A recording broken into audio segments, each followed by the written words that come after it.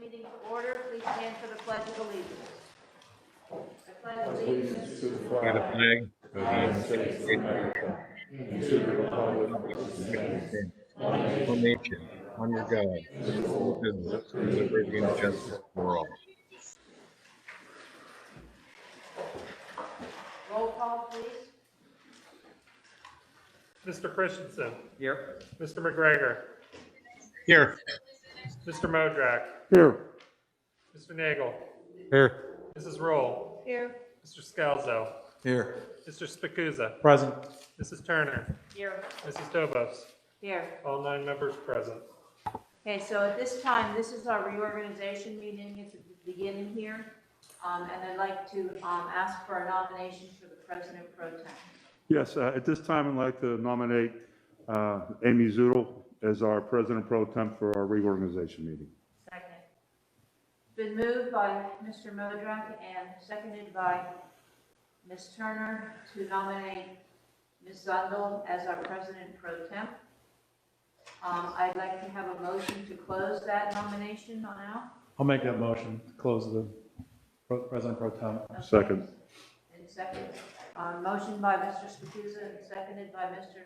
Modrak to close the nomination for President Pro Tem. And at this time, we will have the election for the President Pro Tem.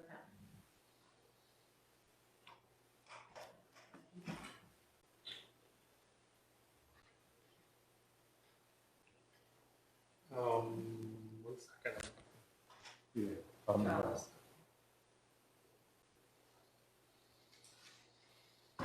You want me to roll call it, or?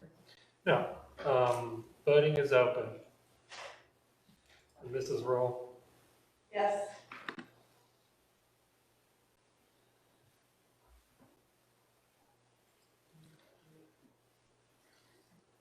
Motion carries. All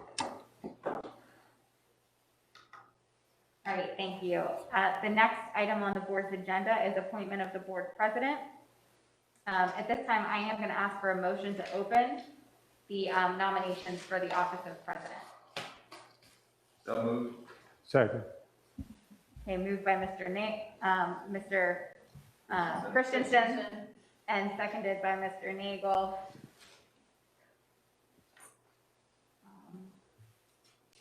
Can you take a vote on that, Mr. McCausland? I don't really have that on my agenda.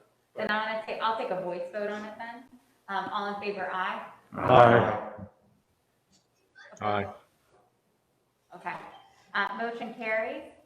So at this point, the office of president, we are open to take nominations. And any board member can, make their nomination. Just a reminder, nominations do not require a second. But once we've received the nominations, I will entertain a motion to close nominations. I nominate Pam Dobos for school board president.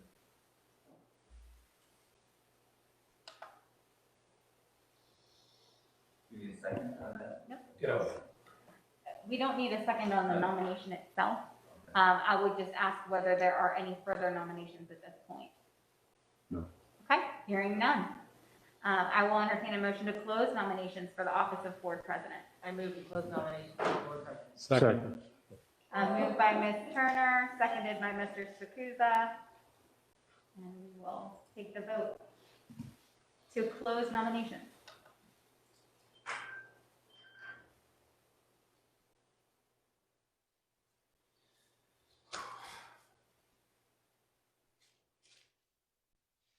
Voting is open. Mrs. Roll. Yes. Motion carries. Okay, the next item would be, since there has been one candidate nominated, we need a motion to appoint Pam Dobos as board president. So moved. Second. Okay, moved by Mr. Nagel, seconded by Mr. Modrak, and we will take the vote at this point.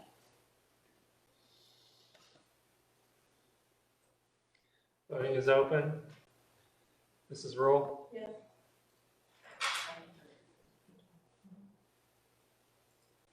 Motion carries. Congratulations, Mrs. Dobos, Thank you. and I will Thank hand the you all. chair of the meeting over to you. Ran a clean race. I There we go, appreciate your Sandy. vote of confidence, everyone. Thank you. So at this time now, I'd like to open the nominations for board vice president and ask for any nominations. You need to take a motion to open. I do have to, I move to open the nominations for board. Second. Okay, move to open nominations, Mr. Christensen, seconded by Mr. Nagel. And we'll take a voice vote for that. All in favor of opening the nominations for board president? Aye. Vice President. Anyone opposed? Okay, the motion passes. So now we will make the nominations. I would like to entertain nominations for vice president. I nominate Jim Modrak. I second it. Okay, nominated by Ms. Walsh. Oh, we don't need a second. Okay, right? You don't need a second. Okay, The notes can reflect that there was one. okay. Any other nominations at this time? Okay, I'd like to have a motion to close the nominations then. So moved. Second. Okay, moved by Mr. Nagel and seconded by Mr. Spacuzza to close the nomination for board vice president. Voting, Voting is open.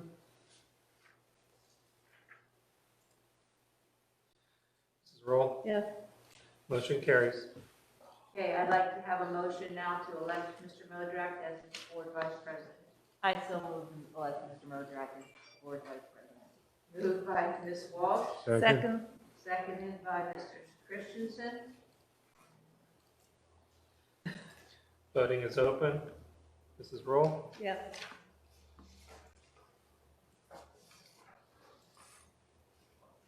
motion carries. Congratulations. Thank you. Thank you. Thank you. Thank you, everybody. Okay, What? I need a motion to adjourn this meeting before we move to this. Motion to adjourn, second. Moved by Mr. Spacuzza, seconded by Mr. Modrak.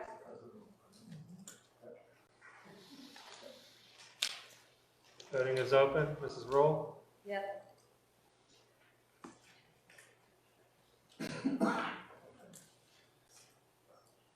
Mr. Modrak, Sorry. Yes. motion carries. Okay, motion carries. Okay, now, if you open your board docs to the combined committee regular voting meeting agenda for December 8th.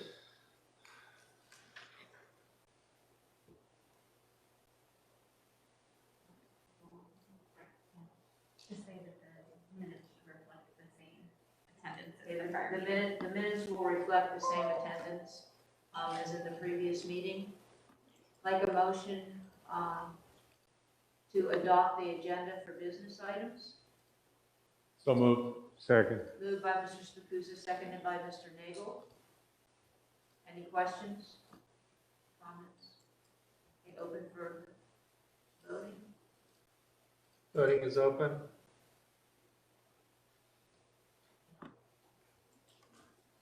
Mrs. Roll, Yes. motion carries.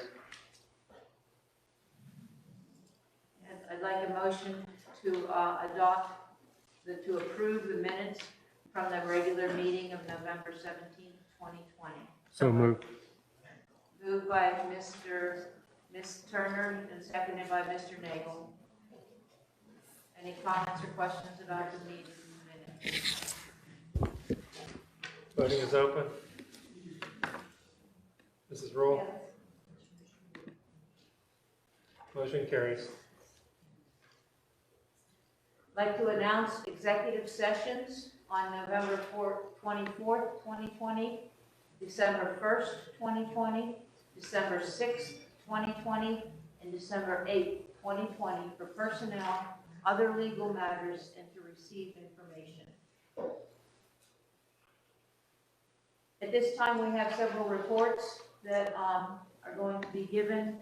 First of all, we have a report from student government. Evan couldn't be here tonight, so I'll be providing the update.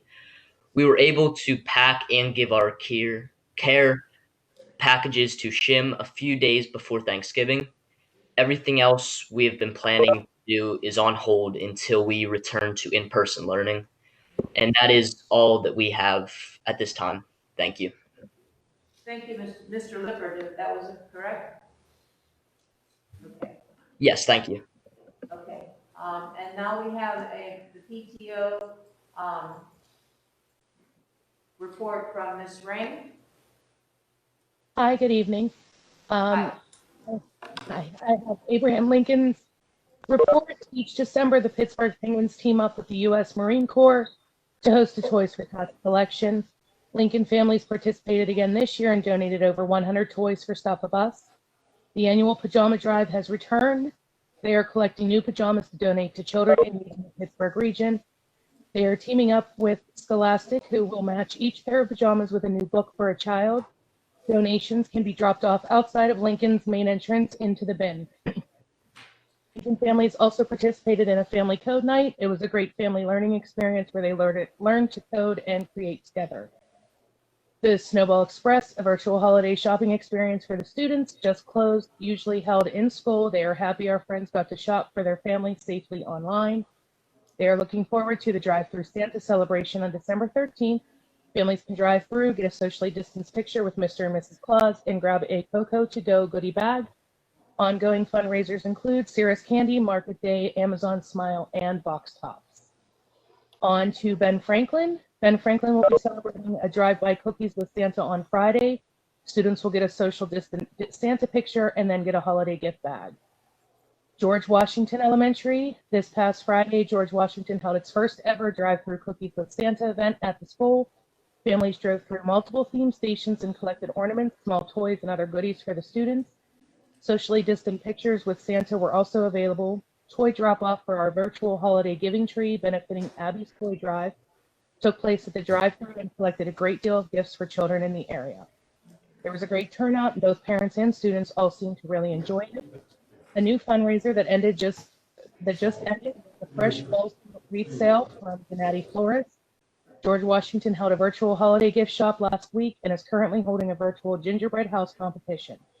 The yearbook committee continues to offer daily themed photo opportunities for students to submit pictures for materials for the yearbook, and homeroom parents and holiday party volunteers are collecting holiday crafts, toys, etc. to assemble goodie bags for the students, which the PTO will pass out later this month. On to Memorial. Elementary is very excited about the upcoming Light Up Night. Last weekend, the PTA handed out luminary packs to all students and staff and asked them to decorate them however they want. This Saturday, the PTA officers are meeting at the school to set up all the luminaries. The staff decorated on school grounds. They asked all the students to set theirs up in their yards. At 6 p.m., they will light the luminaries at school and ask students to light theirs at home. After everyone lights up Memorial, the staff and students are invited to drive around and look at each other's hard work in the beautiful light. They would like to invite the entire community to drive by Memorial School on Saturday evening and check out the lights as well. Additionally, they have just wrapped several fundraisers, including cookie dough, holiday plants, and the online Christmas shop. With the recent closure through January, the PTA will be putting a gift box at the school for teachers and staff so that families may drop off holiday cheer for them if they wish. William Penn Board has been trying to keep some fun and normalcy going for the students during this challenging time. Fundraising efforts continued. Chick-fil-A fundraiser was held. No total has yet been reported. A fundraiser for Chipotle netted $135. Five Below fundraiser ended this weekend. The next Spirit Night is Thursday, January 7th at Red Robin. All holiday celebrations are currently on hold due to the unknown conditions before us with the pandemic. Neil Armstrong Middle School, an online Santa shop was held for the students and deliveries take place this week. They also sold the Bethel Park Love Your Melon beanies and Bethel Park pop sockets that were on hand from last year. Pickups for those are being coordinated with the Santa shop items. They also held a Chick-fil-A Spirit Night the Wednesday before Thanksgiving. They are planning some online festivities for the kids for the 12 days of Christmas and have prizes to coordinate with them. Other than that, they are on hold until after the new year. NAMS PTO says have a great holiday. And that is my report. Thank you very much. Thank you to the PTO, PTA for all you're doing during these difficult times to provide activities and various events for our children, even during the situation. Appreciate it. I think it's safe to say on all of our behalfs, you're very welcome. Thank you. At this time, we'll have a superintendent's report. Oh, wait, I'm sorry, solicitor report. I'm sorry. I know you have a lot of other things to get to, so I'll be brief. I just want to first lead off by saying congratulations to Mrs. Dobos and Mr. Modrak. I look forward to continuing to work with the board under your good leadership. I provided a few updates to the board during executive session, which was announced. Also, later in the agenda, our office has been monitoring closely, as along with everybody else, the mitigation orders that came out on November 17th and the 23rd. We're still anticipating some additional guidance from PDE and the Department of Health on their. They continue to work on the FAQs on the website, so we continue to monitor that, and we'll provide updates to the board and administration as we learn more. Yesterday, Governor Wolf announced that further mitigation orders may be coming in his update that he provided yesterday. So we'll continue to monitor that in our office and work with the board and administration on implementing those things. Okay, thank you. Thank you. Dr. D'Imperio? Again, I'd like to echo what the solicitor said in congratulating Mrs. Dobos and Mr. Modrak for their continued leadership in the district. On behalf of the board and the administration and staff, entire staff, we would like to wish the Bethel Park community a happy and safe holiday season. And with that, I would also like to say we do have a special guest here this evening who will be here remotely with us. It is Pennsylvania School Boards Association official Jim Somerville. And Mr. Somerville will be presenting one of our board members with a very important and special award. So with that, Mr. Somerville, if you can hear me, possibly you can take over this portion of the meeting. Okay, thank you. Can everybody hear me? Yes, I think Yes. so. Okay, wonderful. First of all, I want to thank you for having me. My name is Jim Somerville, and I'm the Pennsylvania School Board Association Member Services Manager assigned to districts in Western Pennsylvania, including Bethel Park. Typically, under more normal circumstances, I would get out in person and meet with district board members and administrators and talk about the programs and services that PSBA has on behalf of its membership. But due to the pandemic, I haven't been able to do that. But one of the other things I get to do is I get to come into meetings and celebrate the successes and the tenure of people who have had long-term service with their boards.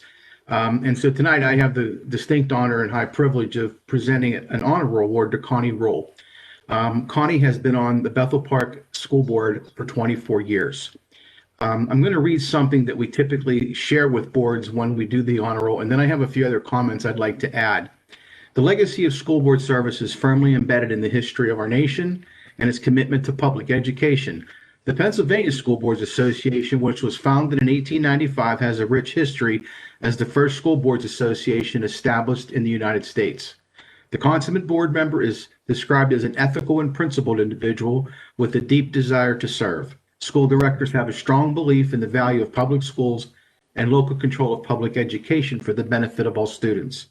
Today, as you know, districts are expected to offer more services along with world-class instruction, but with limited resources. These expectations provide a tremendous challenge for school directors who are unpaid volunteers who work tirelessly, giving of their free time away from their families to contribute to the schools and communities they serve. PSBA has been recognizing the contributions of dedicated local school directors with long-term service dating back to 1983. The honor roll is the association's way of saying thank you to those individuals who exemplify leadership by giving unselfishly of their time and talents for the betterment of public schools serving students across this great Commonwealth. And so now on behalf of the PSBA Board of Governors and our CEO, Nathan Maines, it gives me immense pleasure to recognize Connie Roll for her 24 years of service to the Bethel Park Board. I'm going to try to share my screen so that everyone can get a look at the certificate that she will be. You want to come forward so we can present you with the award?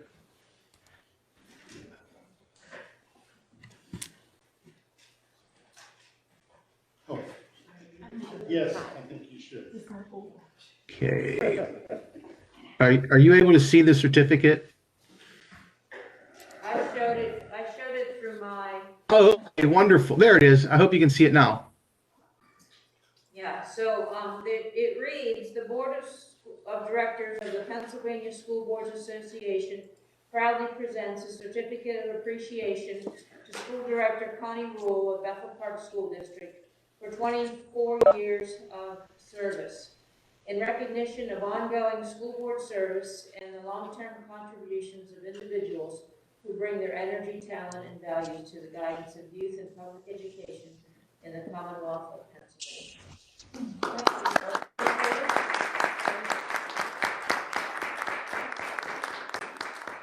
If I may, just have a couple of closing remarks. Most of the people that have served on a board for any length of time, but especially for as long as Connie has been with you, invest a lot more time and talent in things outside the normal board meetings that are scheduled each month. And I will tell you that Connie has been very active, not only on the Bethel Park Board, but also. Hello? Yeah, we can hear you. Okay, but also on the board at the Allegheny IU and the Still City Center for Education and Technology. She has served as board member and has also held positions as a liaison vice president and president. She has also been very active with PSBA as a delegate member at our annual meeting when our delegate assembly meets. And so before I go, I just wanted to go back in time with Connie. 24 years is a good bit of time, and I just wanted to let you know that in 1996, the most popular musicians were the Spice Girls, Mariah Carey, Eric Clapton, Snoop Dogg, and the Red Hot Chili Peppers. That may put this in the popular films at the time were Twister, Jerry Maguire, 101 Dalmatians, The Nutty Professor, and A Time to Kill. And last but not least, I just wanted to share one more trivial piece of information with you from 1996. The cost of a new house was $118,000. The average income per year was $36,000, and the average monthly rent was $555. Gasoline cost $1.22 per gallon. A loaf of bread was $1.15, and get this, the minimum wage was raised to $5.15. So that lets us know how many things have happened since 1996 and all the time that Connie has been active with your board. And so I just once again want to thank everybody there for welcoming me in, and I want to thank everybody for what they do. Next month is School Director Recognition Month, and we'll be sending some things out to the districts that will allow you to prepare for that. And so I just want to thank everybody for being part of the rich legacy of the PSBA. This is our 125th year. And again, we're the first School Boards Association in the United States. So everyone there, past, current, and future, are part of the great legacy. Have a great meeting and a very happy holidays. Thank you. You're welcome. Thank you, Mr. Somerville. Thank you, You're Mr. Somerville. Very welcome. Congratulations, Ms. Rule. That's amazing. That's amazing. I just can't believe, I could write a book on how the school cultures have changed, how the boards, everything. Would be impossible to just talk about it. Okay, we're waiting for that book to come out. Come a long way. Start writing tonight. My first meeting, brand new, I thought I was coming on as the Board of Education, and I was approving windows for the renovation of the high school. And I thought, what did I get myself into? I don't know, it's remodeling. That was my first experience on the board.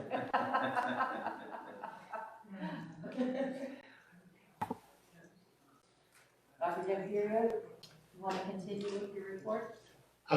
No, Madam President, actually, that concludes my report. Thank you very much. Okay. Dr. O'Rourke and Dr. Dinsany, we're going to have your report when we get to the other part of the meeting. So public comments on agenda items at this time. We have, no public comments. I would like to remind everybody, in the public that if you go to the website, under the board meeting, there's a link for you to fill out comments and, responses. Oh wait, now we have one.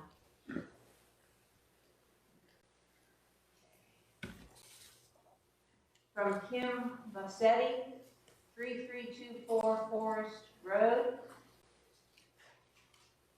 Let me see if I understand based on that last email. Numbers aren't much different from Thursday, but they are worse. For the safety of our students and staff, the district will remain full remote. So here's the link. Go ahead and find the information that we use because we won't tell you. Student and staff safety is our priority, but the staff report the 8th. Just ignore that last email with more staff positive tests.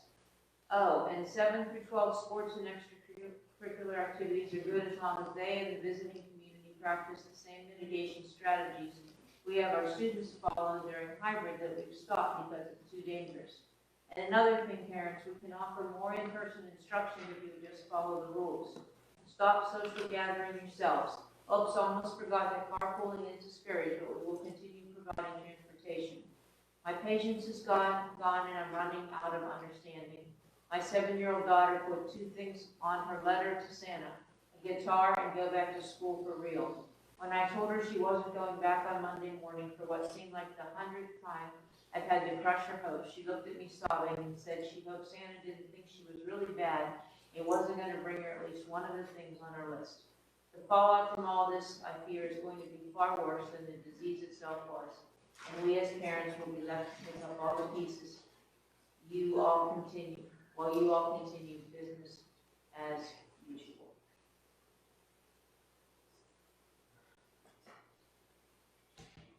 Okay. So, as I was saying, there's a link on the form, and there's an opportunity for public comments at the end of the meeting, if you would like to go on with the link. Now, this is a combined meeting, so as we go through the agenda, we will first of all open it for discussion, and then we will vote on the items. So, Mr. Scalzo, will you take the curriculum committee, please? I guess just one question before we start. You know, for each section, can we discuss, are we gonna take these one by one, or can we just vote on the whole group? We can take it as a group. Yeah. After Unless we somebody has to discuss say it, comment. yes, yes. Can you handle that, Mr. Cosman? I can. Okay, under curriculum committee, we have one item. Train the trainer for nonviolent crisis intervention training program renewal. The board of school directors approves the administration's recommendation to permit Sarah Shu be trained virtually in the nonviolent crisis intervention training program renewal through the Crisis Prevention Institute on January 11, 2021. Existing professional development funding in the special services budget will be utilized to cover the $1,199 cost of the training program that will provide the required certification and subsequently train BPSD staff for another 2-year period. Open it for discussion. Anyone have any questions about this? Is it pertinent for only Sarah to do this, or would there be somebody else that we could also, I mean, the cost is not a tremendous amount. Is there somebody else in the district that could also benefit from being a train-the-trainer so that there would be more time for that? May I answer that? Yes. Wait.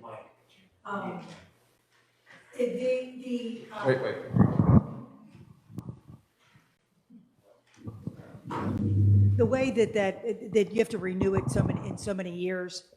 So we have other trainers available. It's just that Dr. Shu's training, her certificate to be a trainer is expiring. So that's why she's the only one this year. Okay.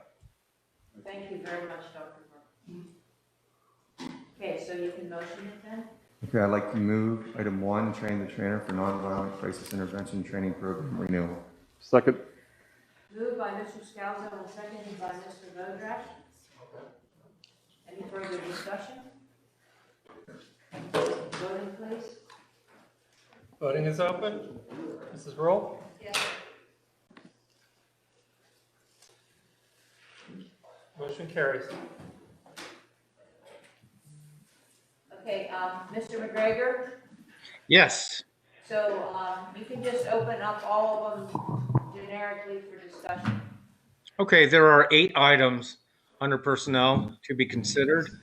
Approval of extra duty responsibilities, acceptance of resignations, approval to extend sabbatical leave of absence, appointment of personnel, approval of unpaid leave of absence, approval of leave of absence, change of assignment, and approval of substitutes. Okay, anybody have any questions of, the administration about any of these items? I do number 2. I understand that it's a Spanish teacher that becomes effective January 26th, which seems to be the end of the quarter, if I believe correctly with the calendar changes we've had. What is the, We didn't do this. I don't know what, why. what is the intent? Are we looking to hire another Spanish teacher? Where are we going with this retirement? And these, and what is the number of students that are in these classes?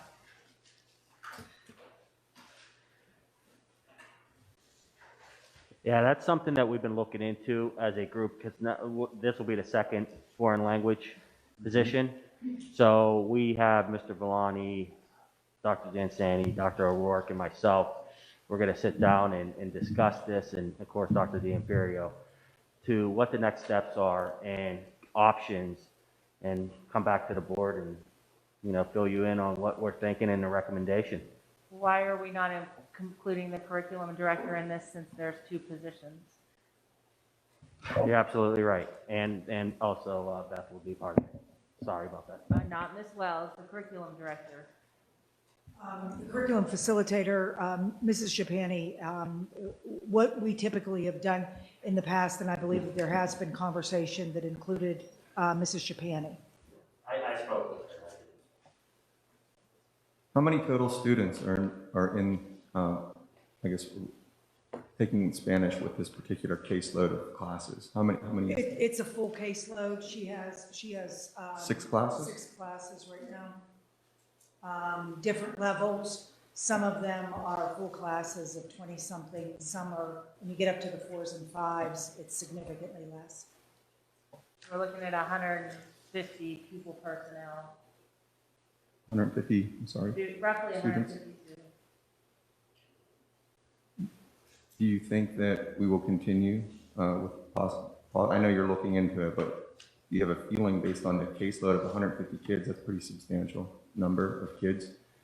Do you think that we will be hiring full-time? I think we're going to look at that. And when I say that, retirement or leaving in mid-year is one of those things. And we just, as far as the retiree is concerned, we were just notified this past month. So we're in the process of doing that, and we want to meet the needs of the kids and look at exploring those. As the board knows, and every time that we have somebody that's retiring, we want to explore every option to be financially and fiscally responsible to our community members, but also to provide the best educational programs that we can for our kids in that financial guide. So that is part of the process of what we do with all of our positions. I think the board, given some time for us to do this, look at potential candidates that are certified and able to do the position, that you'll be pleased with what we bring to the table and making sure that we're meeting the needs of the kids. I'm just worried about the future of the program. 150 kids, that's a lot of students. Well, I think. I don't think anybody was bringing that toward toward at this point. I mean, it's good to ask questions, but they're going to do the analysis. I mean, we should let them make the recommendation before we tell them what to do. And will you also look into other areas of retirement, meaning that I don't know, but is foreign language in general, are they light in that area, meaning teacher-wise, compared to maybe other areas? You know what I mean? Oh, absolutely. We look at that every time. Okay. Is there opportunity to combine? Do we have other staff members in the school district that that are certified in that position that would want to volunteer to be in that position or can be transferred into that position.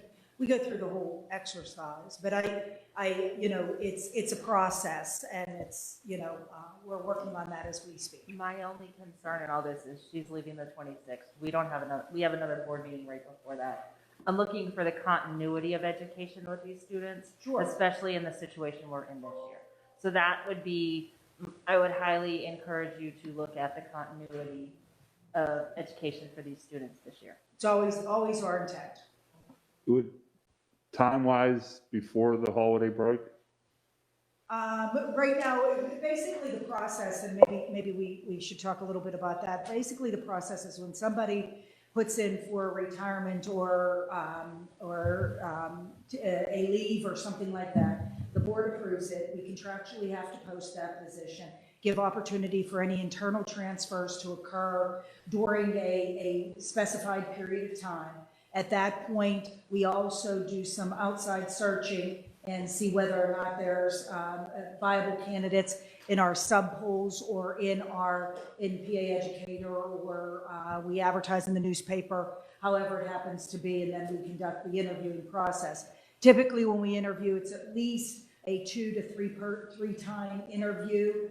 We do a interview of kind of a 10-minute, 15-minute of tell us where you're at, what your experiences are, and whether or not you would be a good fit. We then bring them back for a second round.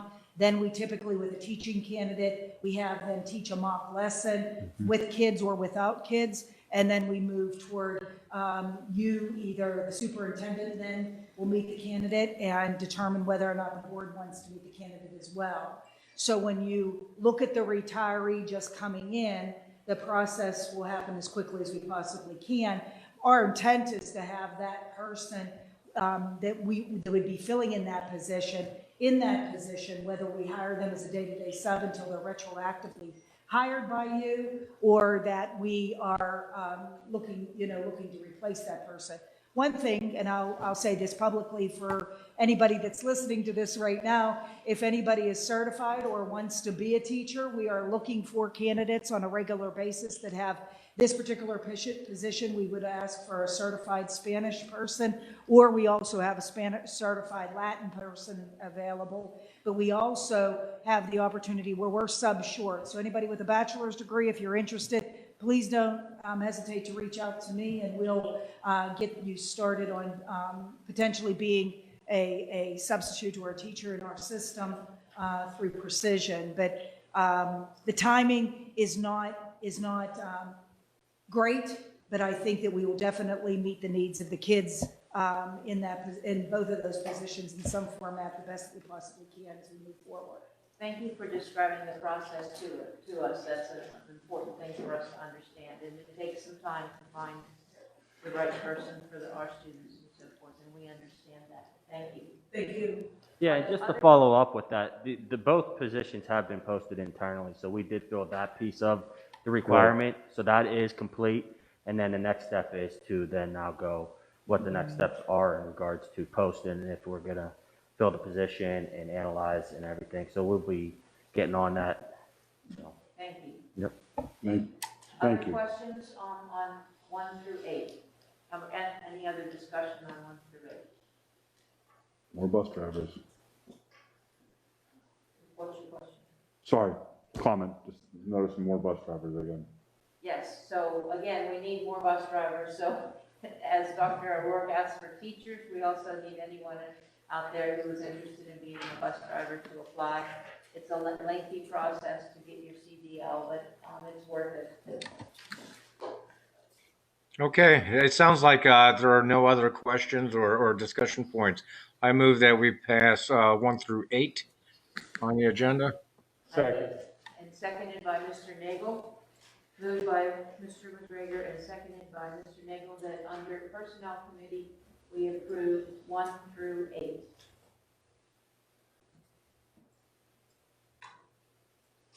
Voting is open. Mrs. Roll? Yes.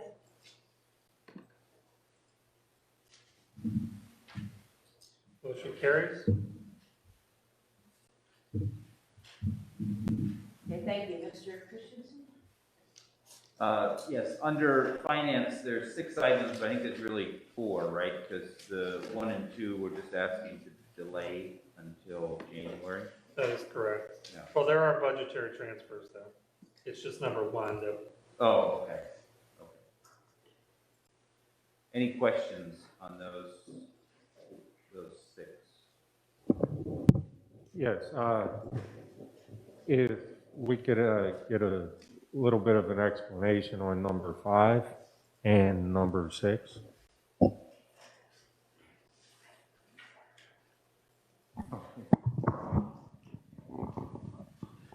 Yes, I can explain number 6. This is a permanent installation sanitation system that is going to be installed in the weight room and the wrestling room. This will be able to be used at an intermittent time, be used anytime, have a 20-minute clear out time. We will disinfect the room, wait 20 minutes, it's good to use for anybody else to come back in. This will eliminate the coaches from having to mop all the mats after every practice. It will clean our mats properly, and we can use the weight room. So if the girls' basketball team wants to use it from 10 to 12, we can disinfect at 12, and boys' basketball will go from 12:30. This way we have a constant turnover. And with this purchase, we get 2 years of product with it and full maintenance. And that was part of the grant, or part of a grant? This will be covered under the grant. It's part of a COVID mitigation There was process. there was a new round of CARES money that just came out, so this is part of that 3rd round of CARES money. Mr. Fierce, I know that several years ago, there was another issue with wrestling with that MERS or? MRSA. This will kill that bacteria too. Kill that too? Okay. Yes. That's what I. So if in the, this is in the weight room, I imagine it's kind of a broadcast spray. Is there going to be any problem with corrosion or rust or anything? Not at all. It's such a fine mist that it almost dries instantaneously. So Nick, it's portable or it's going to be mounted? It is a permanent installation. It'll be probably hang down about 6 inches in about 1/2 inch PVC pipe just under the any kind of air vent. So it'll be below everything, but it'll be very low profile. Okay, thank you. And the last question I have is if we're going to make sure nobody's in there when that goes on, correct? Absolutely correct. We can also set it to have a timer. So if we want it to go off in the middle of the night when we know nobody's there to get one more good sanitation, it can go off then. Is there any harm if it does go off when people are in there besides they get mist on it? No, they'll get mist on and just some ventilation. It's a lot of sanitizer coming at you.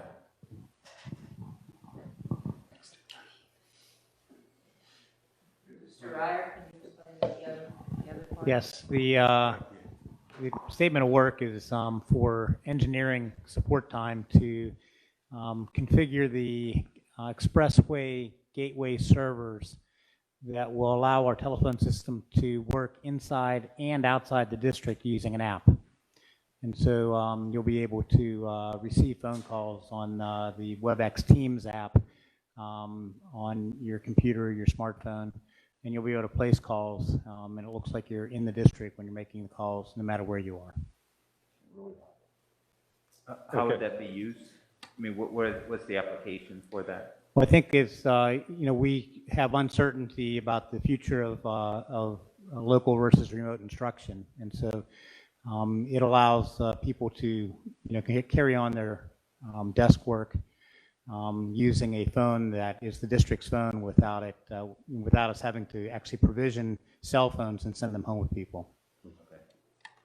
Is there a subscription or a recurring cost? It's part of what we already own with the WebEx licensing or with the Cisco Call Manager licensing that we have, because that's what our phone system is. And that phone system's been very long-lived. We put that in the year before we built a new high school, the year before we opened a new high school. And we've managed to continue upgrading it. And the servers we just bought a few months ago, that got moved over to those new servers. So the phone system continues to serve us well. And these licenses that we bought back in 2011 are being used for this project. But we didn't have any reason to put it up when we bought the phone system back, when we did it, because there was weren't operating outside the district at that point in time. And then there's no compatibility issues with any of the computers or any of the phones that any current administrator or personnel that would be using it has. There should be no glitches. We anticipate there to be full compatibility with everything that we're doing, yes. And like, say the staff is in a remote situation working from home, they would handle phone calls through their Chromebooks or laptops or whatever Yes. the district provides them. Through the WebEx Teams app. Right, but we don't have to provide any extra equipment to the staff for them to be able to utilize it? Well, they might need headsets. Chromebooks have speakers and microphones on them, but sometimes when you're doing telephone work, those aren't ideal. So, Mr. Ryer, you just said WebEx, and we know that WebEx has not been compatible with a lot of the elementary teacher situations. Again, is this going to be compatible with that situation, especially at the elementary level, for those teachers that are taking those Chromebooks, laptops home? well, I understand WebEx is not, it's not the ideal platform for Chromebooks, or Chromebooks aren't the ideal platform for WebEx. At least the 5-year-old, 6-year-old Chromebooks that we have, those are nearing the end of their time. And I'll be here in front of you again in the not too distant future asking to replace them. But until we replace them, WebEx continues to run on Chromebooks, albeit a little slower than it runs on a PC or Mac.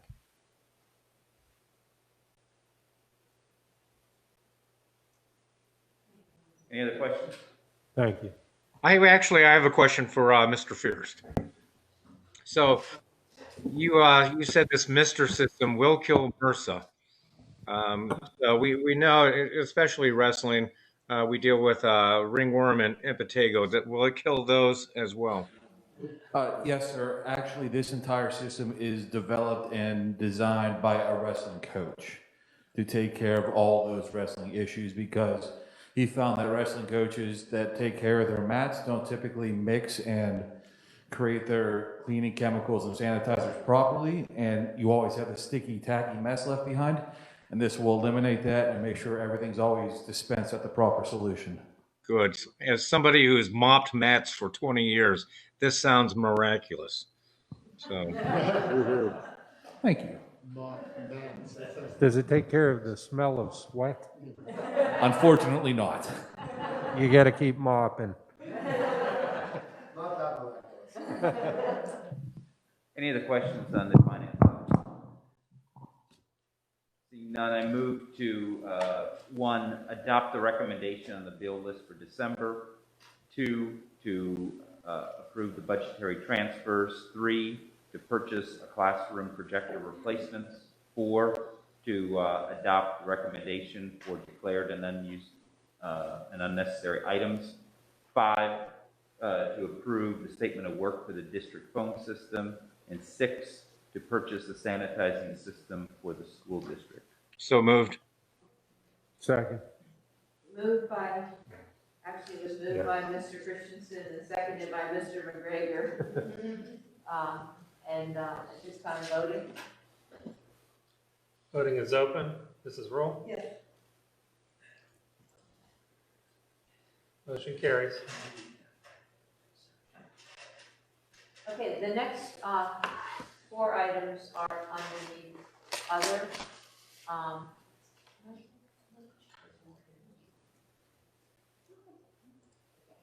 So I'm going to take them. The first one is the ratification of the attestation form, which is what we filed with the Pennsylvania Department of Education on November 25th. And Ms. Zundel, if you would take a moment and explain that to the public. Yes, absolutely. The attestation form is something that was created at the direction of the Department of Health by PDE. Each district had to fill out the attestation form, complete it, and turn it in to PDE by November 30th at 5 p.m. On the attestation form, districts have 2 options. The district's first option would be to remain open at some level for in-person instruction whether that's some or all students, and committing to follow the masking order that the state put in place, as well as following the protocol when there are positive cases of COVID-19 in a school building. Dependent upon the size of the building, there is a rubric that has to be followed for the number of days the school has to close. So that was the first option. The second option was that the district could select to be full remote during any period where there's a substantial rate of transmission in the county that lasts longer than 2 weeks, which aligns with the Pennsylvania Department of Health and PDE recommendations that school districts have received. So the Bethel Park School District did fill it out, send it in because you needed to meet your deadline, but we do need the board to ratify and approve that action. And so, Mrs. Dubus, because you are the president, I want to ask you to get a motion from somebody else other than yourself. So moved. Moved by Mr. Nagel to approve the Attestation. attestation Second. document, seconded by Mr. Modrak. Any questions, comments? Voting is open. Mrs. Roll? Yes. Motion carries. Okay, the next two items deal with the approval of the revised phase school opening health and safety plan and the approval of the revision to the athletics health and safety plan. And before we talk about that, I've asked Dr. O'Rourke and Dr. Jansani to please give us an update on where we are in terms of safety and curriculum in terms of our remote learning. So, Dr. Jansani, if you'd like to talk about the changes and the school reopening based on the health and safety part of it. Thank you, Mrs. Dovas. As everyone's aware, our intent with our last health and safety revised plan, we were planning on going back in a hybrid model on December 8th. And as everyone, I'm sure, is well aware, being in the substantial range, certainly, and checking the box 1 from the attestation form provides us a little bit of flexibility. However, looking over the past week, the numbers, even locally in Bethel Park, have been very, very high positivity rate.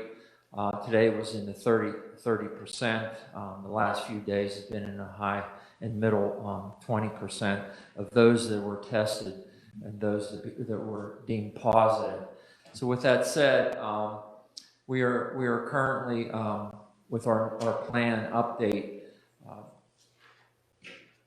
having our plan to be in remote until we come back after the holidays. We return on the holidays on the 4th. However, for the larger body of students, we're looking at January 11th because of the mitigation with the holiday time. We do have a plan to bring back a small portion of our population on the 4th of January, with all things being said. The health plan also reflects the changes by the Allegheny County Health Department and Department of Pennsylvania Department of Ed's changes with regard to face coverings, with regard to travel and so forth. So any of those changes that came about, we reflected that in our plan to make sure it was updated and in line with that. So that's the short of it.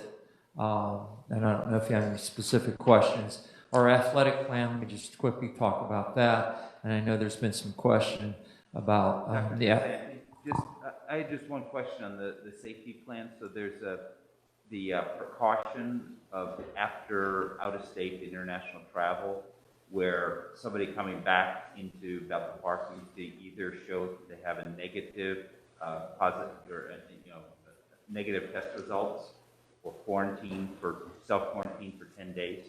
So is that in alignment with the Allegheny County Health recommendations also, or is that unique to us? Maybe you just talk a little bit about that. I think it's good for the community here that also obviously, could impact, travel over the holidays, but also what people do when they get back. Those orders have actually been become more strict. In other words, if you leave the boundaries of Pennsylvania, you're expected to use that 72-hour window before coming back to the state of Pennsylvania, getting that test ahead of time, or once you come back, you're to quarantine. It was 14 days. Now it's 10 days. So we are in line with that. And we did notify all our employees and our families about those requirements, and they are required as far as our district's concerned. The age over 11 is new to me. Is that something new, or is that something that is? And I'll let Ms. Sundell talk about that if you don't mind. Yeah, after the travel mitigation order initially came out on November 17th, but since that time, the state has adjusted its FAQ a number of times, and that over age 11 was added in the days after the 17th. I think sometime last week it was added. And the same as the quarantine requirement. So CDC had come out prior to Department of Health by saying 10 days is the quarantine requirement. For a long time, it had been 14 days. So we've adjusted the health and safety plan to align with the Department of Health FAQs and all of the mitigation advice that they have been providing, which is consistent with Allegheny County's advisement. And with that said, we've also adjusted our athletic plan. As you recall, if you rewind back to September to August, that participation with extracurricular activities, it was specific at the time with athletics. We had to have that plan approved prior to our health and safety plan so that folks could engage in summer workouts. We've updated that plan also in step with all the requirements from the Allegheny County Health Department, Pennsylvania Health Department, and it's geared towards the winter athletics. Those are broken down. Mr. Sloan provided that for us. Basically, it's by sport and all the mitigation that will be used. The main piece that was not in the fall that it's now present is the use of the face covering. Of course, social distance, we're going to do as much as possible with practices and all that. But the face coverings have to be in place at all times. There's a slight window where you might be exerting yourself to where it would cause a safety issue. You know, if somebody's going to run and got a mask on, it's going to pass out. They're doing high intensity training or they're in a competition. You can have that mask removed at that point in time, but 90% of the time, the masks are in place, social distancing will be in place. We've met with our coaches, the high school principals met with the AD and the coaches, and they've all been advised about the 10-minute window of interaction between players with each other, about wearing the masks, and the carpool question that came up earlier was really based upon folks getting in a vehicle after these practices and trying to make sure that 3-4 students are not jumping in the same car and driving 15 minutes home. We're trying to avoid anything of that nature. Other questions for Dr. Zansandy? Yeah. The health and safety plan, under the pandemic team, there are several names listed, and they all say they were responsible for plan development. Were they engaged in a meaningful way in that development? Well, remember, we're under, as you know, Mr. Nagel, we're under, everything's remote right now. We did send the plan out to every member in that committee for their thoughts. They got a chance to peruse it before we actually posted it on board docs for the community. So it was sent out ahead of time, yes. And just for clarification, approving these plans has no bearing on whether we're remote or in person in school right now, correct? Well, the plan is specific and it talks about dates. So it is targeted and it does show us, in substantial what our plan is. And once again, it's written by date that the plan is for hybrid on January 11th, 2021. We're also going to try to repopulate a little bit early with our autistic and life support students prior, that 1 week prior when we return. So it is really specific to our learning plan, and I could defer to Dr. O'Rourke at this point in time to talk about the learning platform that would go in conjunction with our health and safety plan. Thank you, Dr. Jansanti. As far as the educational program is concerned and the platform in which we're using, we are synchronously instructing our students online, similar to what we had done earlier in the school year when we were full remote, that the teachers are logging in, classrooms are running at their instructional level. We do still periodically have technology issues. The teachers are working through those, and I know it can be a frustration for our families and our students alike. We're working diligently to make sure that this process is seamless. On Fridays, our teachers are using that time to provide the asynchronous instruction, which means that the students have activities and lessons to do that day. But the teachers, because this is a new way in which to instruct, they are using that time in which to plan forward and to troubleshoot some of the issues, to find ways in which to engage our students, touch base with our students who may be not participating or not motivated in the instructional program, and moving forward as we continue with mitigating the COVID-19 outbreak in our area, in our region. We do still have a full complement of support services that are available to students, and I strongly recommend that if any families or parents, friends that are concerned for students, please don't hesitate to reach out to their building, their teachers.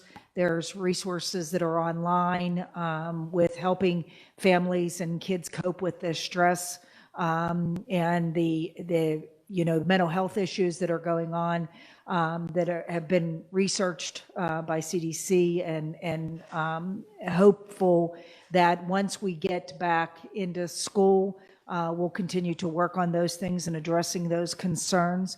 But we have social workers, we have site-based mental health counselors that are available, we have our guidance counselors that are available to support our staff. Our students assistance programs are still running, IST is still running.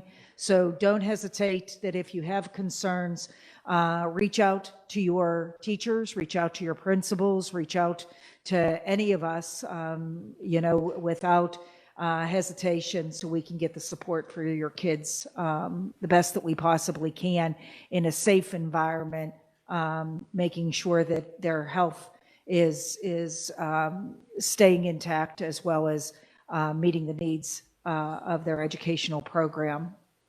And I'd also like to, verify the Safe to Say Something anonymous program still available. It is, yes, for, thank you. Families or people in crisis, or if you suspect someone in crisis or in harm's way. Thank you, Mr. Nagel. Yes, please don't hesitate. Thank you. And I would also like to acknowledge the fact that the board has been concerned about students who are struggling, and you put together a report and some of the things that the principals are doing to help with excessive absences and students who are struggling academically. And as you know, we're all concerned about that, and we'd like you to continue with that process, and encourage the faculty and the administrators to continue to try to monitor students and students who are struggling, in addition to, as you said, the social workers, the guidance counselors, and so forth. But I was very happy to see that report, knowing that we are, trying to stay on top as much as possible with the students who are struggling with the remote system. And so I know I didn't ask you to speak, Mr. Ryer, but can you kind of give us an update on the technology and the issues or the lack of thereof, or where we're moving forward with that?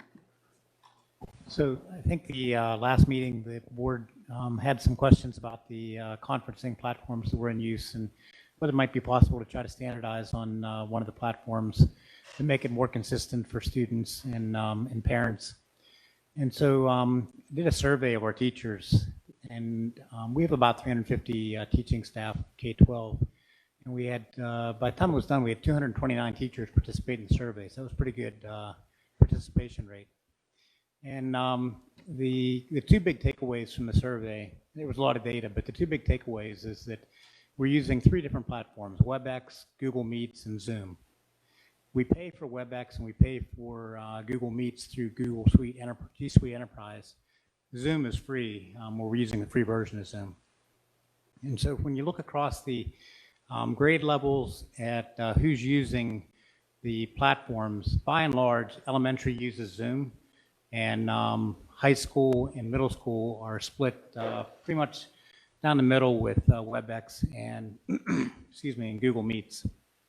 There are some elementary teachers that use WebEx, but certainly the majority of elementary teachers are using Zoom. And then the other thing I noticed is that by platform, the teachers who are in grades 7 through 12, they all have MacBook Airs that we got them 2 years ago, and that's good hardware. And so those teachers, by and large, are the ones who are using WebEx more than anybody else. And so we find that the better the equipment that the teachers have, the more likely they are to use WebEx. Whereas if they have Chromebooks, then they're more likely to be in elementary and also be inclined to use Zoom.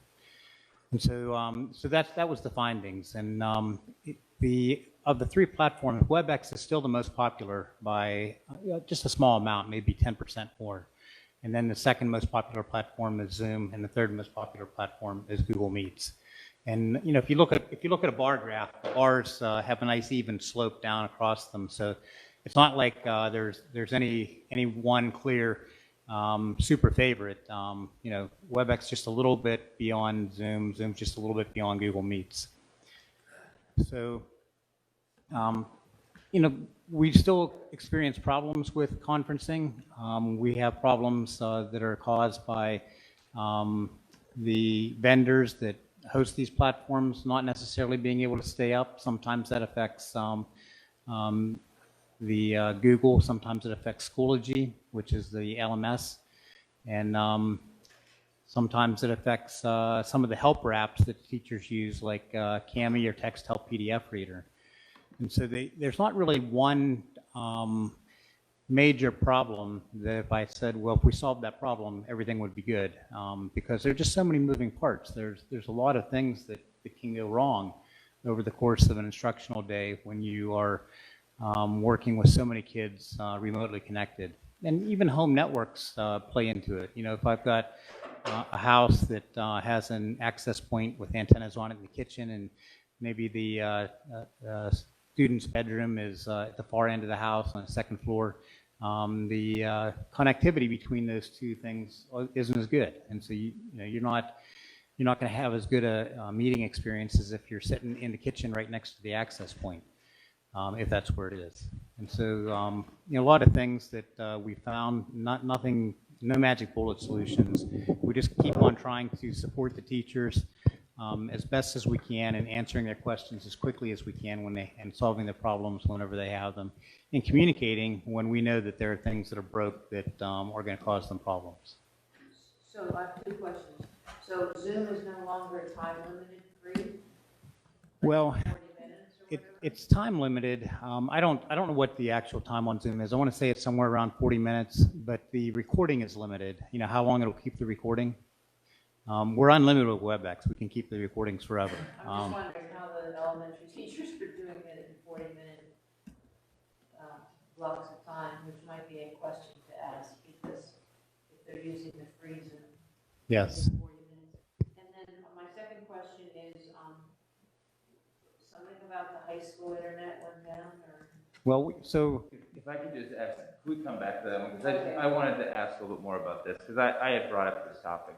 And the reason for bringing it up wasn't so much about the staff preference, but it's about the experience of the students, especially students who have multiple teachers during the day.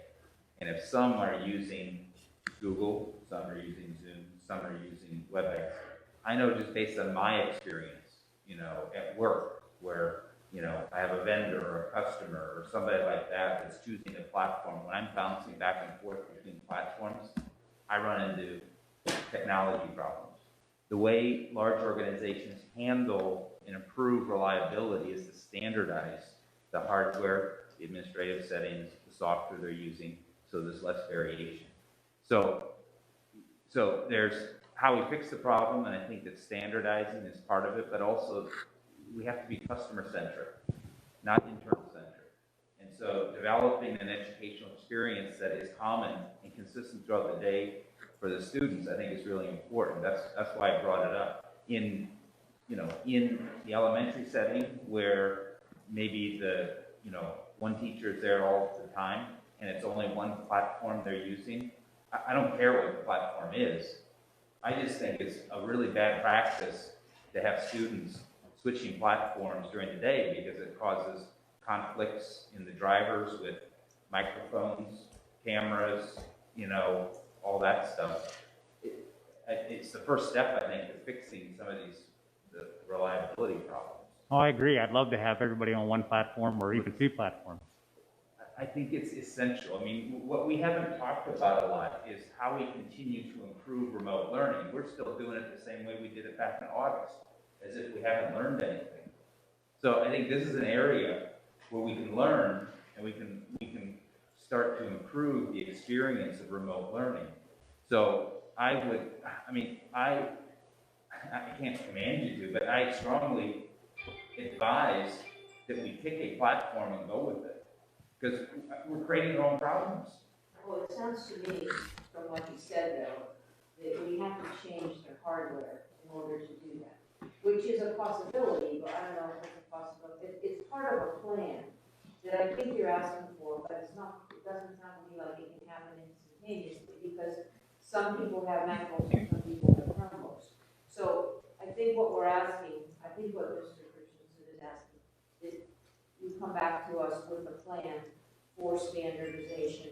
And if it doesn't happen this year, which we'd like to see some of it happen, we need to definitely know, as we've talked about already, that remote learning is probably going to continue for some students.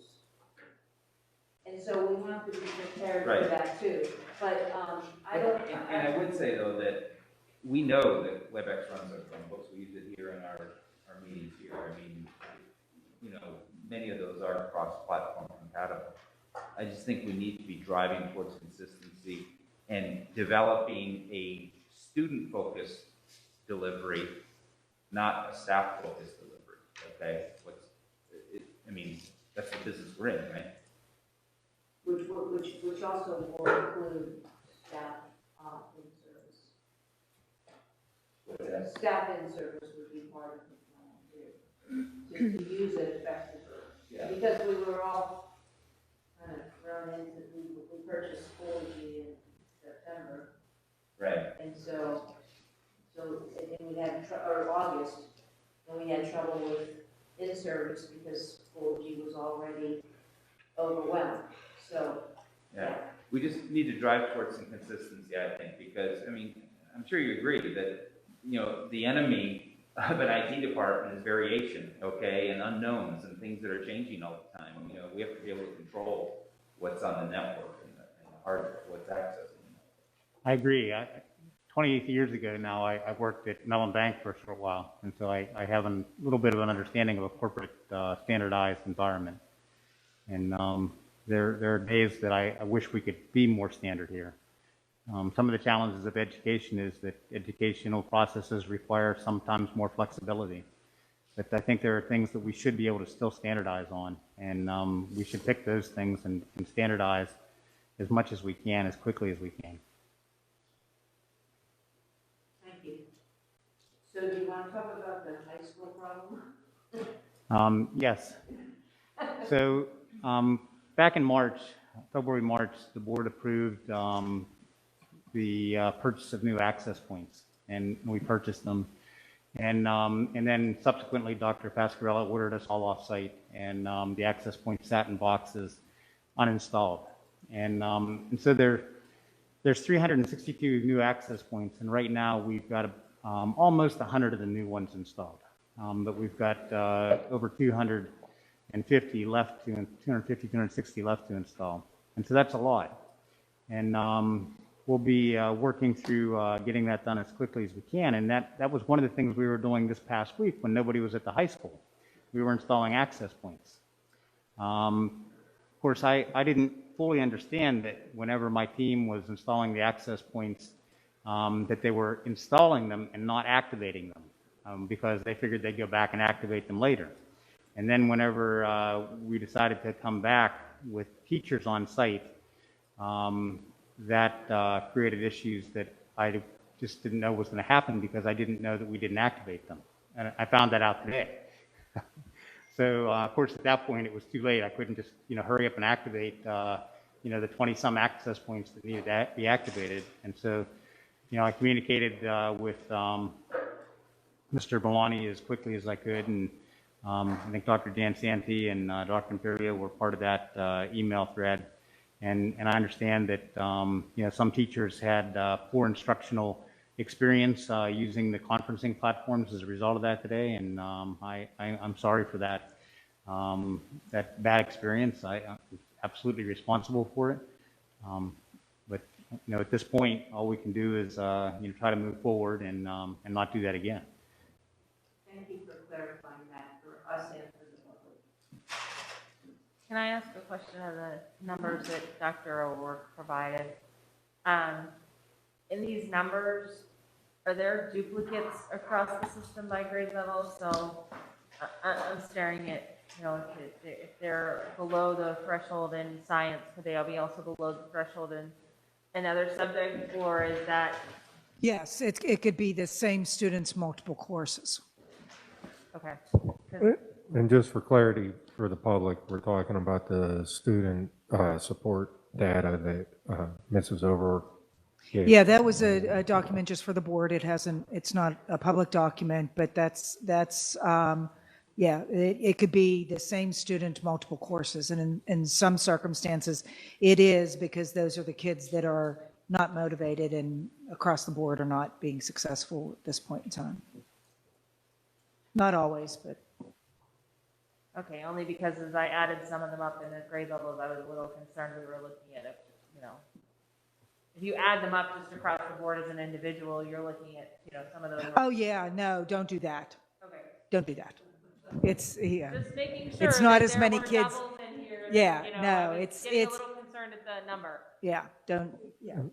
And ironically, even when I sent the data today out to the principals to verify, they reiterated that some of those kids, especially at the elementary level, have already gotten back on track. So, there's a handful of kids, but once I think the grades went out for the first 9 weeks, and then they subsequently have had some grading that has taken place, that those grades are coming up, so. Okay, can we ask for the next meeting that it be a little more granular so that we know just the number of students? It's great that I know what subjects they're Sure, struggling I can in, give you that, but sure. I just want the granular number Yeah. of, there's 14 eighth graders, or there's 22, okay. Yep, same kids, I understand different your courses. question, but I think it's more important that we know that something's being done. I agree Yes. with you. I'm not as concerned about the numbers as I am concerned about the numbers, but I'm more concerned that we're on top of an action plan to help the students.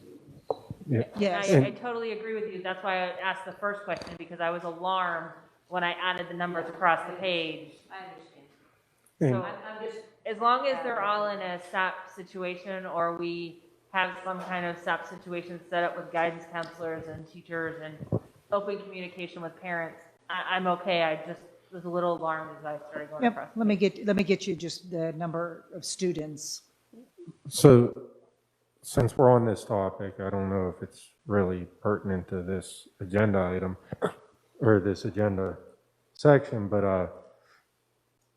one of the things I'd like to see with it also is, are these students who struggle with in-person learning also? The other thing, one of the indicators, you said those numbers started going down. It lagged a little bit, so those numbers Correct. started going down. Could that potentially be that some of those numbers in the grading aspect going down of children struggling be because we had a month of in-person learning that helped get them a little bit back on track? Sure. I don't think anybody in the room, Mr. Nagel, is debating whether or not in-person learning meets the needs of those kids that struggle academically more so than, remote in most cases. There's no two ways about that. I don't think that's not, we want, and I reiterate this again, and I think when we met on Sunday night to discuss it, I think we all want the kids to be here.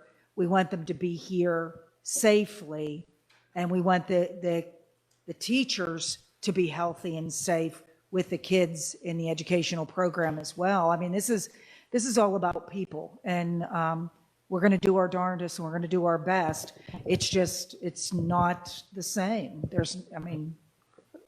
And the other thing I'd like to ask out of this, and I think everybody shares this, that we aggressively try to identify these children who are struggling, not only academically, but emotionally, and have a plan of action to try to address social emotional growth that may be stagnated, to address the emotional needs of the children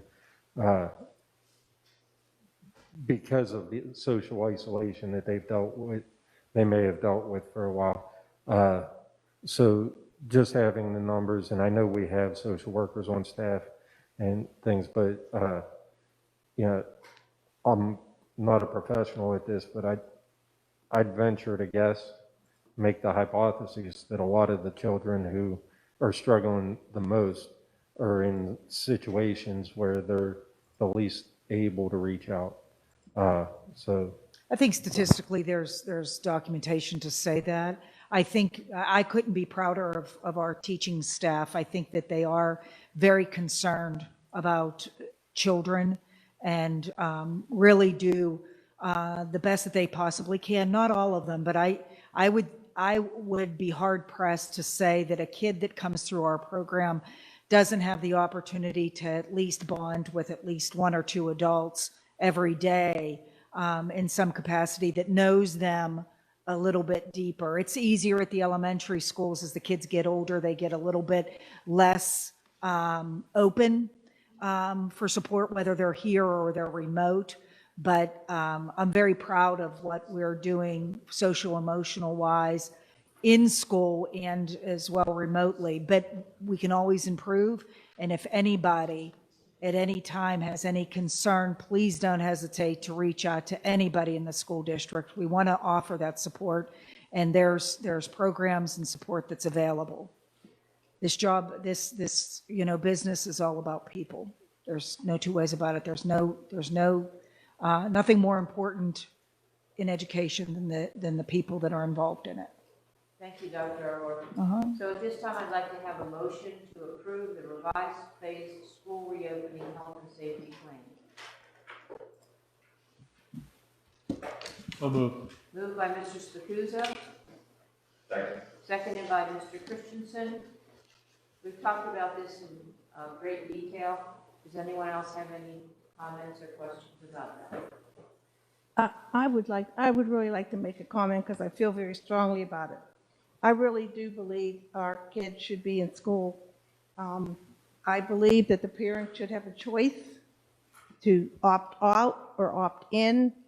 I think that's something that is a workable solution.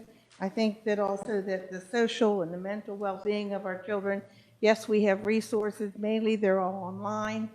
I don't know, it's a substitute, but it's not, like in person. But I personally feel that if you, as a parent, believe your child would be best suited to come to school, I think they should be given that option.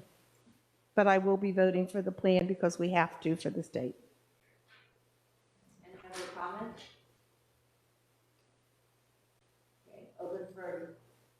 Voting is open. Mrs. Roll? Yes.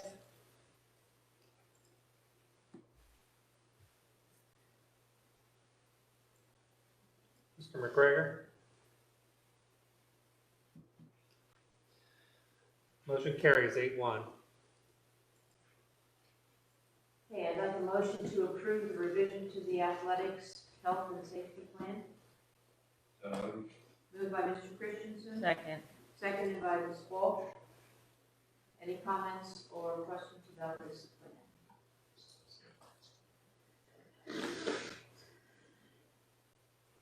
Yes. Open. Yes, sorry, I would like to make a comment. I did vote no on the last plan because I want to echo Mrs. Roll's comments. The social emotional well-being of our children, I do believe is suffering. There is always a fully online option for our children, and if we're considered with community spread until the casinos and the malls and everything else are closed, those that are less susceptible, our children, statistically less susceptible, shouldn't have to bear the burden to prevent community spread. So I did vote no on that, but I am going to vote yes on the athletic plan because I can't justify saying no to the athletics being able to participate for the exact same reasons. Social emotional well-being of all of our children does matter. I just want to clarify that position also. And I want to clarify the position that all the coaches have been talked to about the mask wearing. All the coaches have had their conversations that in practice began today. Absolutely. No more comments, please open for. Voting is open. Mrs. Roll? Yes. Motion carries. Okay, I'd like to have a motion to approve the naming of newspapers, the Post-Gazette, the Observer Reporter, and the Almanac. So moved. Second. Moved by Mr. Nagel and seconded by Mr. Modrak. I don't think there's really any discussion needs. Voting is open. Mrs. Roll? Yes. Motion carries. Okay, I neglected at the beginning of the meeting to ask for any committee reports. Does anyone have any committee reports to give to us? I'd just like to report earlier today, the Diversity and Inclusion Committee met again. It included some of the building administrators, Mrs. O'Rourke and Mrs. Roll, myself, and Dr. D'Imperia. We're working forward aggressively to try to gauge the sense of our district, try to start developing a mission and identity out of this committee so that we can move forward with something that's cohesive and lasting in our district to ensure every child and every person within the Bethel Park School District umbrella feels welcome and included. And this is a home for all of them. And I want to reiterate the three components that we're looking at. The three big components we're looking at under this umbrella is curriculum, programs, and policies. But we are moving forward. We are going to be reaching out even further to try to gauge that. A lot of our administrators have put together what we have right now and where we're at currently. And we're going to be reaching out further to continue this committee's work in ensuring a welcoming community for all within Bethel Park School District. Thank you, Mr. Nagel. Appreciate that, particularly since that also is one of our school work goals. I'd like to report on the Shade Tree Commission. At this time, the Shade Tree Commission is going to be inventorying the trees in all of the parks in Bethel Park to find out their health and so forth. And as part of the Shade Tree Commission, along with working with Mr. Pierce closely in the buildings, Similar to last year, we planted the Shade Tree Commission planted trees at Neil Armstrong, which are doing very well right now, I think. And so there's going to be another location to be evaluated with the guidance of Mr. Pierce in order to determine where might be a next place for trees to be planted around our schools through a grant program also. Did the rec department have any? No, the meeting's not for further date. I Yeah. think we reported last time. Yes, we did. Yeah. Mrs. Dobus, yeah, it was Still Center. I would just say that Still Center at this moment are still planning to be open, but that may change with, if the county comes through and says high schools or something cannot be open, that may change. So I tell the Still Center parents to go to the website or call Mr. Villani at the high school to stay informed. But right now they're planning to be open, but that could change. Anything from the AIU? Nothing from the AIU. I have something, Mrs. Davis, and Zeb, maybe you can report. The two things is, I did talk to Mr. Fierce about that. We did have the one tree fall at in the back road of Independence, so I've asked him to be sure that all of those trees are checked by an arborist to make sure that, fortunately, no one was back there. They're pretty huge trees. And Nick, you said you were going to take care of that. We did do a combined meeting yesterday with the rec center for the Bethel Park Township, and they were talking about recreational activities. And said, maybe you can just take a minute, please, and just fill us in a little bit.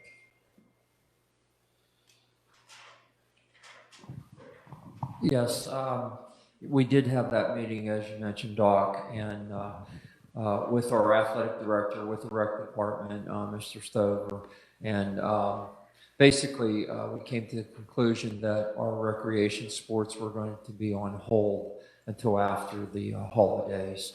And at that point, we would revisit and see if there's any way that we could get those students and players involved as well. But right now, we're just focusing on 7 through 12, our own students. So everything else is on hold.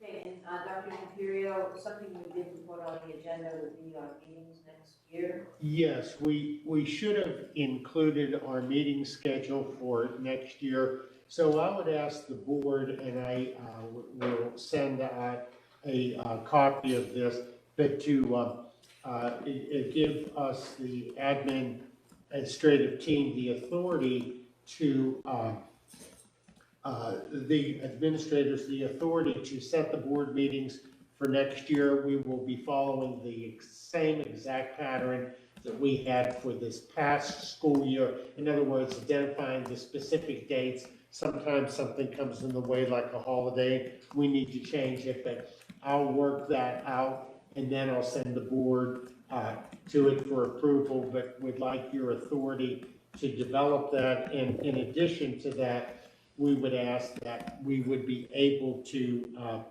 take action at any board meeting that the board would held based on unforeseen circumstances. Okay, so at this time then, I need a motion to give the administration the authority to create the dates for the school board meetings Yes. next in 2021, and the ability to take action. What was the second? Advertise also. Yes, to advertise To advertise. and to take action at either meeting. I don't want to throw a wrench into everything, but I think that you had made a motion at a prior meeting with your meeting dates. It was approved previously to this. Mary Beth Craig indicated that you had already approved them at a meeting. I think Oh, we did? prior to me coming here. So that list. That list already exists and was approved at a prior meeting, I believe back in June, if I'm not mistaken. For 2021? Mm-hmm. I was surprised because I was going to put it on the reorg agenda like I typically do, and I was told that you had previously approved those dates for the 21. Can we make a motion to give the administration the authority if they find that they weren't approved? Because that does seem, I can look. I'm a little bit concerned that there might be a mistake.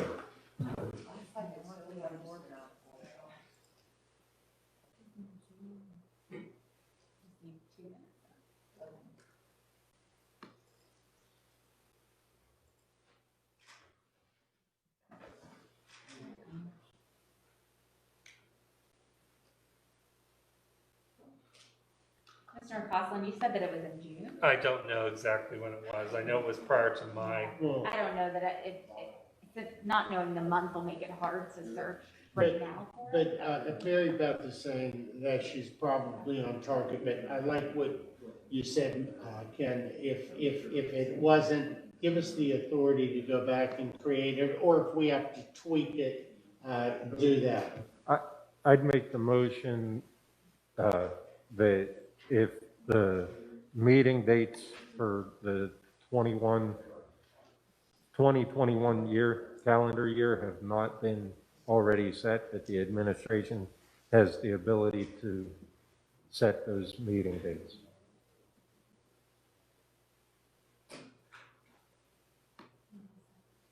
I need a second. Second. Seconded by Mr. Christensen. I do have a comment, though. Please be mindful of election days also. It's sometimes overlooked that certain dates are election days.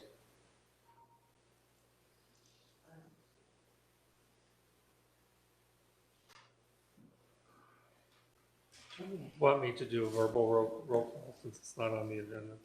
Yes, please. Mr. Christensen? Yes. Mr. McGregor? Yes. Mr. Modrak? Yes. Mr. Nagel? Yes. Mrs. Roll? Yes. Mr. Scalzo? Yes. Mr. Spizguza? Yes. Mrs. Turner? Yes. Mrs. Dobos? Yes. Motion carries.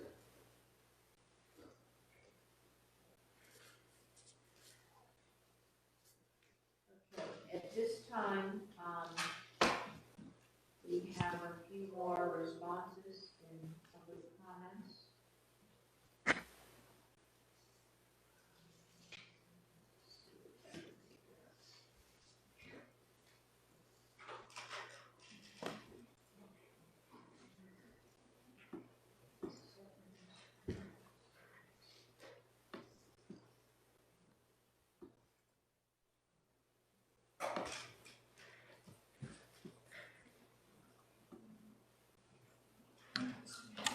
Okay, our second response is from a Catherine Taylor from 5911 Leprechaun Drive.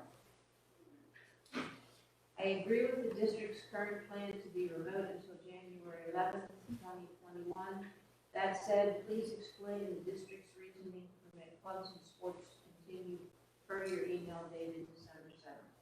Here's an excerpt from that email as a reference. We're going to start repopulating our building beginning tomorrow, Tuesday, December 8th, with the return of extracurricular activities and clubs, including athletes for students in grades 7 through 12.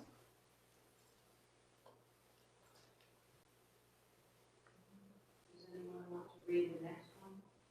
None of us have access to them. We're not. Yeah, that's where. You go in the agenda, and you go down to executive, underneath public comments, and you click the link. It takes me to a questionnaire form. Yeah, well, at the top, it will say responses, questions, responses, and there's 4 of them. The next one is Kathleen McGinnis, 1509 Lucille Drive. No, well, it works online, I don't know why. I get the public forum link. That's why we're all just sitting here going, we have no idea, we can't help you. Under executive content. Uh-huh. And we got, yeah. In which section? Under Under public public comment. comments, click the link. Links takes me to the form. To the form to fill out. Okay, go to the, then you try to, my first one that I clicked was at the public comments at the top of the page.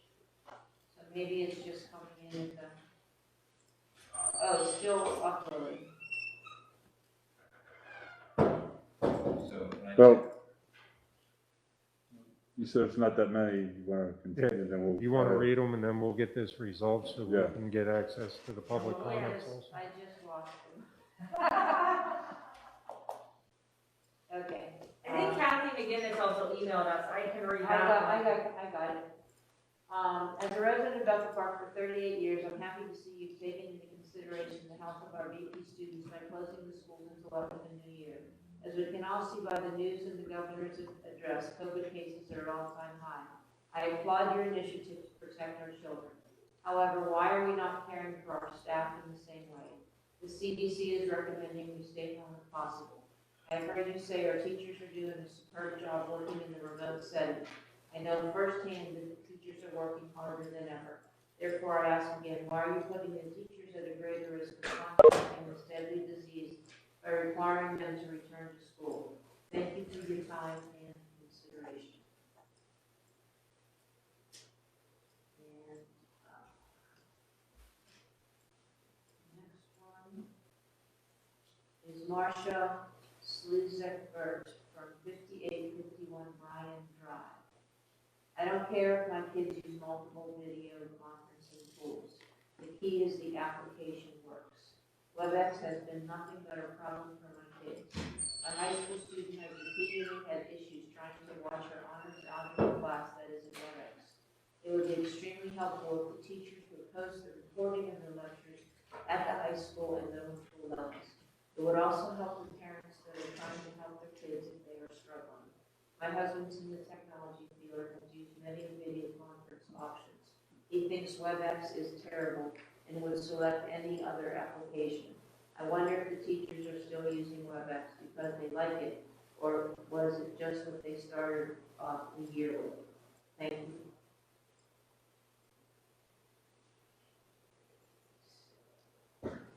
Now, have your responses come up? Even when you read it? Even I refreshed and everything, I get nothing.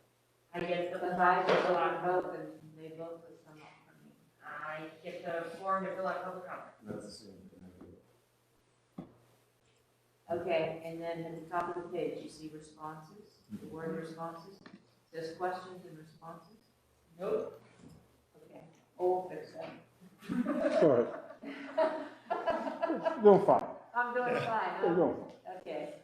At this time, are there any board comments that anyone would like to make? Open up the board comments.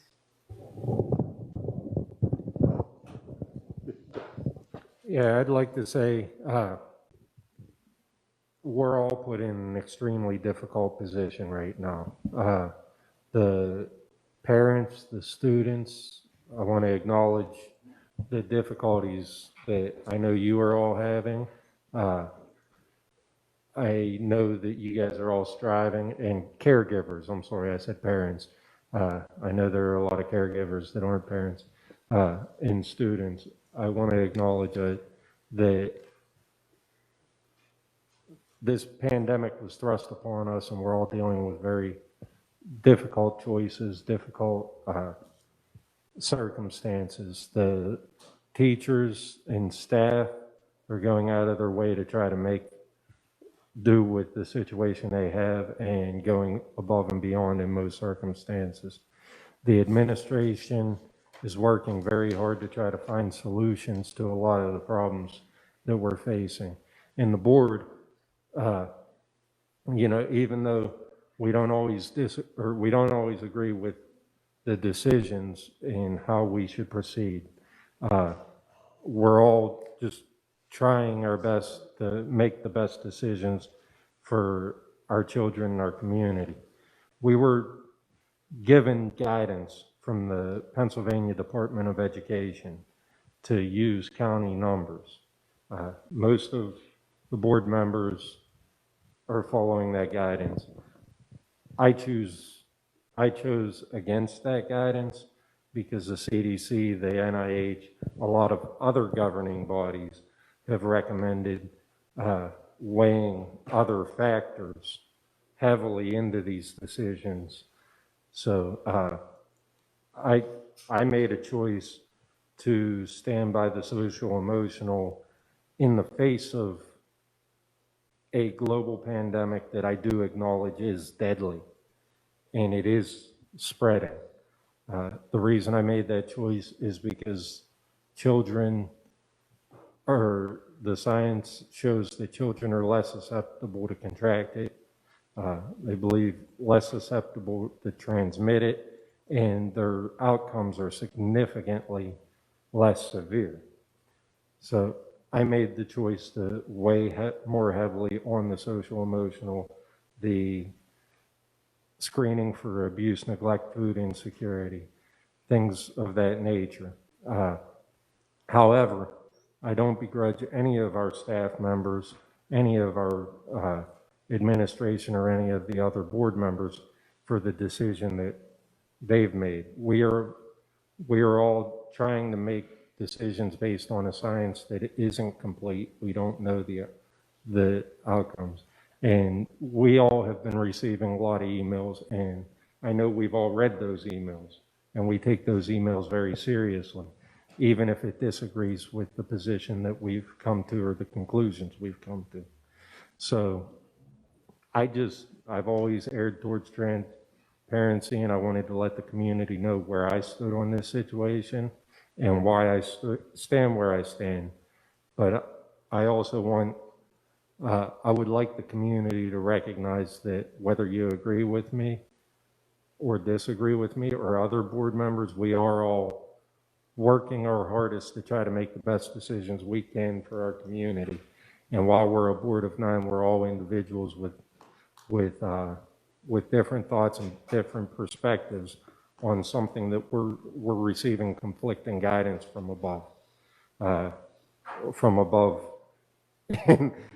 in the governmental sense, not in the spiritual sense. But with that said, in the spiritual sense, I will continue to keep you all in my thoughts and prayers as we deal with these difficult times, particularly over the holiday season. And Merry Christmas and Happy Holidays, however you choose to celebrate, to all of you. So thank you for persevering for our children, to everybody involved in children's education. I wanted to thank Pam and Jim for their hard work over the last years, being president and vice president. If Ken was talking about hard work, I think that these two are two of the hardest working volunteers in Bethel Park over the last 9 months or so. So thank you for everything you do, and thanks in advance for everything you still have to do.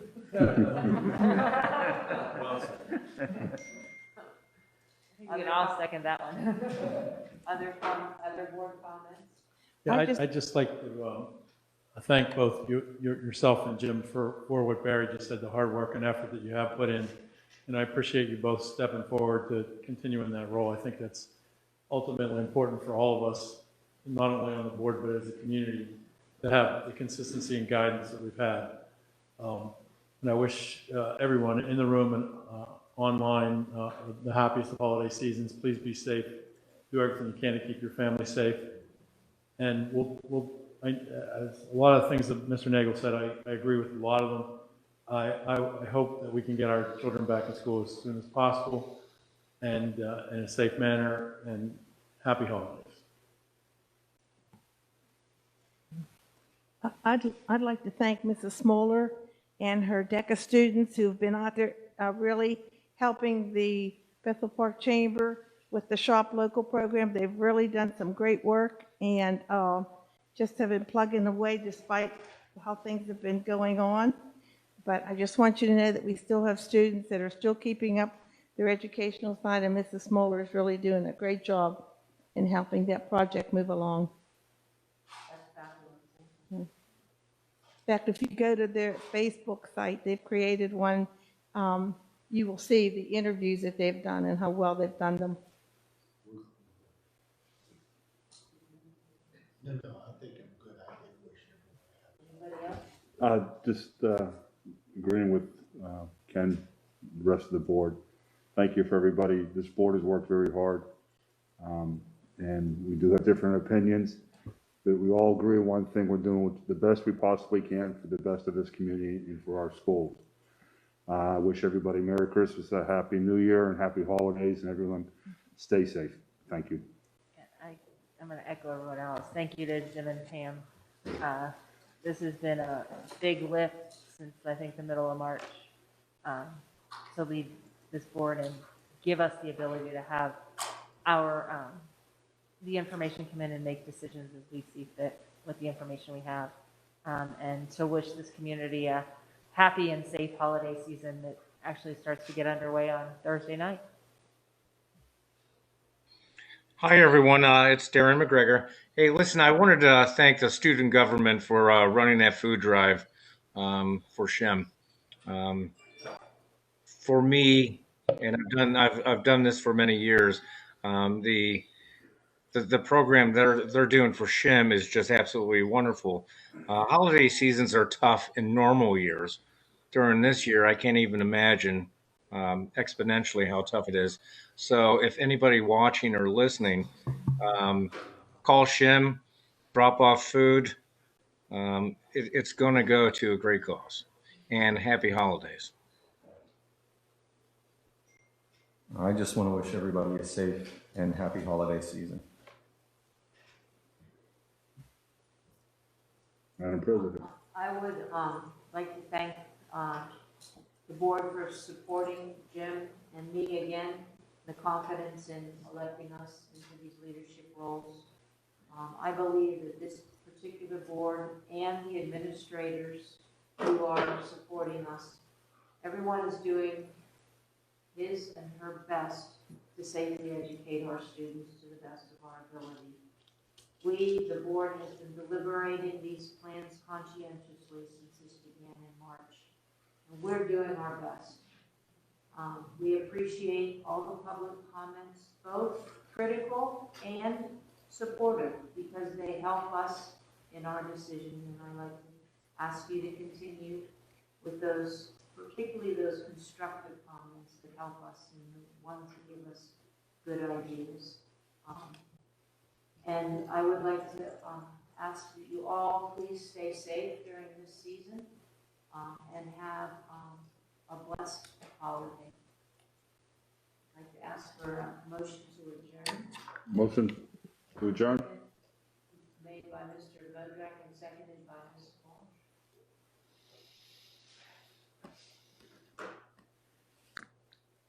Voting is open. Mrs. Roll? Yes.